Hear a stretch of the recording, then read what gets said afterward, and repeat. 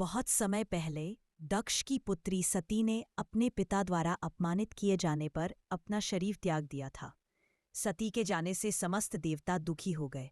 उन्होंने सोचा, यदि सती पुनः जन्म लें और भगवान शिव से विवाह करें तो ये सारे लोगों का कल्याण होगा।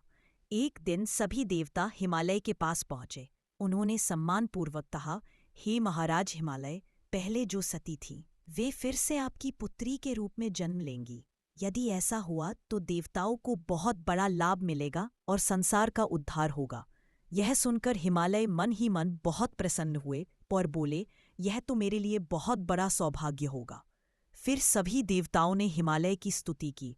उन्होंने कहा, हे हिमालय, आप ही धरती के आधार हैं, आप जीवन का पोषण करने वाले हैं, आप पवित्रता और धर्म के प्रतीक हैं।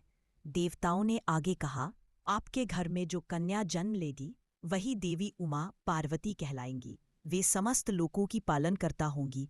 उनका स्मरण करते ही लोगों के पाप मिट जाएंगे और सभी को शांति तथा सुख मिलेगा।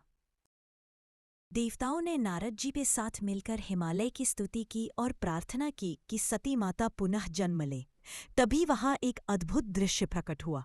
माँ दुर्गा स्वयं वहां प्रकट हुईं। वे एक दिव्य रत्नों से जड़े हुए रथ पर विराजमान थी। रथ पर सुंदर घुंघरू लगे थे और उस पर मुलायम बिस्तर बिछे थे। उनका रूप ऐसा था कि उनके श्रीविग्रह का प्रत्येक अंग करोड़ों सूर्यों से भी अधिक प्रकाशमान और अनुपम था।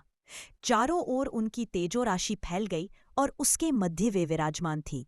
उनकी छवि की तुलना किसी से नहीं की जा सकती थी। वे महामाया थीं, जो सदा शिव के साथ विहार करती है। वे शिवलोक में निवास करने वाली, त्रिविध गुणों से युक्त, संपूर्ण पीड़ाओं का नाश करने वाली तथा समस्त संसार की माता थी।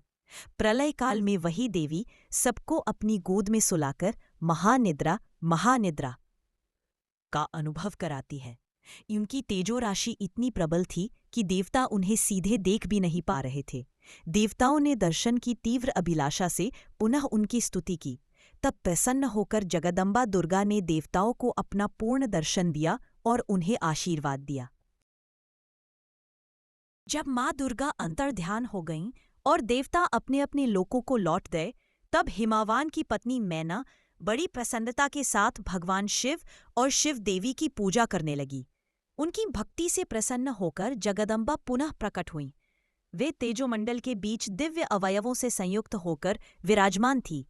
उनका रूप अद्भुत था और वे मुस्कुराकर बोली, हे मैना, तुम्हें जो अभिलाषा हो मांग लो। तब मैना ने हाथ जोड़कर विनम्रता से कहा, माँ, मैं केवल आपकी स्तुति करना चाहती हूँ। मैना की सच्ची भक्ति और स्तुति से माँ जगदम्बा अत्यंत प्रसन्न हुई। उन्होंने आशीर्वाद दिया, हे मैना, मैं स्वयं तुम्हारे घर कन्या के रूप में जन्म लूंगी।